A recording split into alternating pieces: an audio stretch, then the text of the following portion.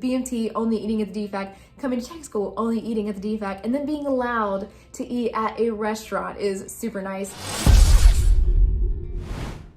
Tech school phases is one of those things that people don't have much information on before arriving at tech school, so I'm going to explain the tech school phases to you. So after you graduate BMT and you go to tech school, you are going to be in phase 1. You're a new airman and you need to get acclimated to the environment, just figure out how things work and make sure you're following the rules. So something to note is that the amount of phases you have and the length you are in that phase are going to differ with every single tech school that you go to. You are going to be in phase 1, and the length of phase 1 is 10 days. I've heard of other tech schools having phase 1 for 30 days. The next thing is going to be that you have to wear your uniform at all times, even on the weekend, not to change out of their OCPs until after dinner, because whenever you're in the dorms, just hanging out in the day room, just wanting to relax a little bit, you can be in your PT gear because it's still official Air Force uniform, but you're not allowed to leave the dorms without your OCPs on. So it just makes sense to stay in them the whole time until after dinner, and then you know you're not leaving and going anywhere else. That way you don't have to change back and forth. So while you're in phase 1, it is mandatory that you go to breakfast, lunch, and dinner at the DFAC. Even though there are other restaurants on base, you are only authorized to eat at the DFAC. Now, even though there's not a lot of options when it comes to room personalization, you are not allowed to personalize your room. While you're in phase 1, you'll be issued a few sheets and a blanket, and that is all you're allowed to have on your bed. And then new airmen in phase 1, you're gonna wanna make sure you have your blues ready because you are going to wear your blues for the first few days while you're in processing. While you're in phase 1, you are not able to go off base. You also cannot be in a personally owned vehicle. So that means you cannot drive a car and you cannot ride with anyone else. So if you need to get somewhere, you can either walk or take the bus. So although you have some restrictions in phase 1, you can still go to the exchange and go shopping. You can also start ordering things online and receiving mail right away, which brings us to the amazing sponsor of today's video,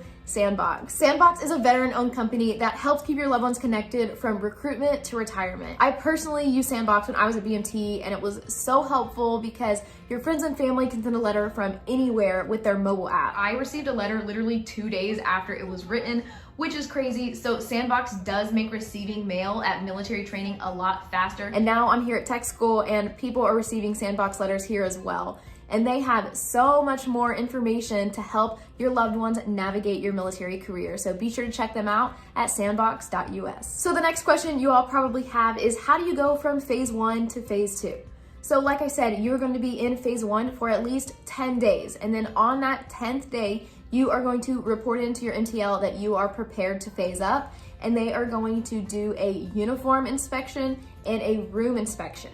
And if you pass those 2 things, then you will be allowed to go to the next phase. So the first thing that changes is curfew from 2100 to 2200. So we get that extra hour. And then on the weekends, on Friday and Saturday, curfew is extended to midnight. And everyone's favorite part of phase 2 is that you are authorized to wear civilian clothes. Now, of course, we are authorized to eat at restaurants. I'm going to BMT, only eating at the DFAC, coming to tech school, only eating at the DFAC, and then being allowed to eat at a restaurant is super nice. Also, you're not required to go to the DFAC for breakfast, lunch, and dinner. You still have to go there for lunch because that is the duty day. So major changes that people very much appreciate is you are now authorized to go off base. You can drive a car and you can ride in a car. There are tons of people at tech school that do not have cars, so a lot of times they ask other people if they can take them somewhere. That is basically the changes that you get from phase 1 to phase 2. Phase 3, but it's not good.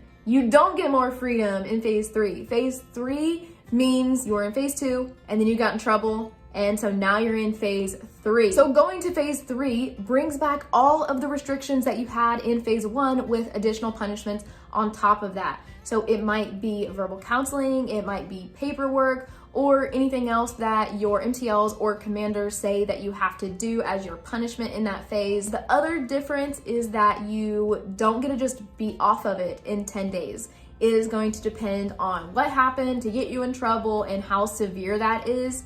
So then you have to wear your uniform all the time again. So it's kind of embarrassing because people know like, oh, they did something to get in trouble. It is really easy to stay out of phase 3. Sometimes there are mistakes that are made. Sometimes people get grouped into a situation where they're not the ones who did it, but they were a part of it. Typically, it is one person making a choice to do the wrong thing, and then they get caught for it, and then they get put on phase 3. So as long as you go to tech school, you have good intentions, you are following the rules. If you have any questions, you're gonna have mentors, you're gonna have ropes who are going to help guide you and lead you to do what you are supposed to do to be successful in tech school. So please just go in there with that mindset. Don't try to do anything stupid. Don't try to do anything where you're like, oh, well, I'll just do this. I'm not gonna get caught. You're probably gonna get caught, and then you're gonna get mad about it when you were the one to make that decision. So please just be smart for your own good. That way you can have the best experience possible while you're at tech school. But there you have it. That is what phases are like at tech school. And again, like I said, every single tech school is going to differ. If this video helped give you a better understanding of what tech school phases are like, be sure to subscribe, because we are here to share information with you to help set you up for success, help give you a better understanding so you can make the best decisions for yourself moving forward. I wish you all the best of luck in your career, and I will see you in another video.